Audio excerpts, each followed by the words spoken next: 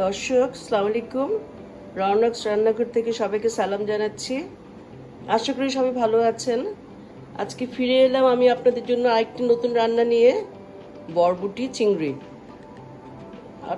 আপনারা হয়তো জানেন যে আমি বরিশালের, সো আমার রান্না একটু নারকেলের টাচ সবসময় দেখা যায়।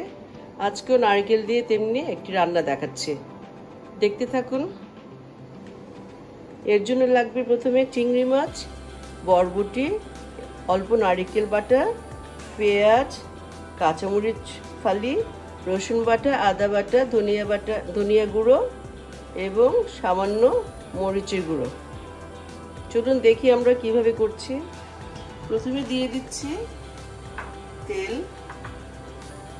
অর্ধেক বাটি, এবার তাতে দিলাম কিছু পেঁয়াজ কাটা, 7-8টার মতো, এবং দিচ্ছি কাঁচামরিচ, সামান্য হলুদের গুঁড়ো, মরিচের গুঁড়ো, একটু 1/2 চামচের মতো রসুন বাটা, 1/2 চামচ আদা বাটা দিয়ে, আর লবণ দিয়ে মশলাটাকে কষাবো।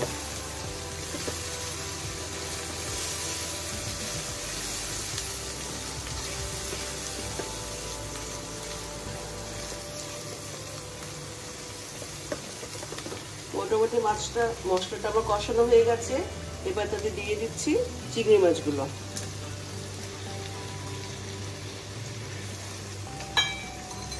চিংড়ি মাছগুলোকে আমি খোসা ছেড়ে পরিষ্কার করে ধুয়ে রেখেছি।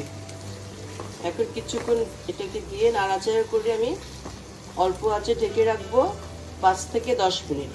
ফিরে আসছি 10 মিনিট পর। দর্শক, ফিরে এলাম 10 মিনিট পর। দেখুন আমার মাছটা মোটামুটি কষিয়ে গেছে। এখন আমি এতে আমার বরবটির টুকরোগুলো দিয়ে দিব এবং এটাকে আরও 10 থেকে 15 মিনিট কষাবো। তবে দেখুন আমরা কিভাবে করছি। দিয়ে দিচ্ছি বরবটিগুলো। বরবটি দিয়ে আরও কিছুক্ষণ আমি কষাবো, 10 থেকে 15 মিনিট। এটাকে ঢেকে মাঝারি আঁচে রান্না করব। তারপর আপনাদের কাছে আবার ফিরে আসবো 10-15 মিনিট পর। তখন দেখাবো এটা কি অবস্থা হয়। দিয়ে দিচ্ছি নারকেল বাটাটাও। নারকেল বাটা প্রায় অর্ধেকটার কাছাকাছি। নারকেল বাটা দিয়ে এখন আমি ঢেকে রাখবো। দিয়ে দিলাম বরবটি এবং নারকেল বাটা এবং সবগুলোকে একসঙ্গে নেড়ে চেড়ে সুন্দর করে তারপরে আমি ঢেকে দিচ্ছি আরও 15 মিনিটের জন্য। ফিরে আসছি আরও 15 মিনিট পরে। ফিরে এলাম 15 মিনিট পর। দেখুন কি চমৎকারভাবে কষানো হয়েছে মাছ এবং বরবটি। অলমোস্ট পানিটা শুকিয়ে গেছে।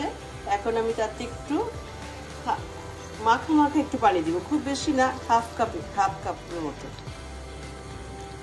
দিয়ে দিলাম, 1/2 কাপ পানি। এখন এটাকে আমি ঢেকে আরও আধা ঘন্টা রান্না করব অল্প আছে। আমার রান্নাটা সবসময় একটু অল্প আছে রান্না করি, এতে খেতে অনেক ভালো লাগে। আপনারা চেষ্টা করবেন একটু অল্প আছে রান্না করতে। দর্শক, ফিরে এলাম প্রায় আধা ঘন্টা পর। দেখুন আমার চিংড়ি মাছটা মোটামুটি হয়ে গিয়েছে, পানিও শুকিয়ে এসছে।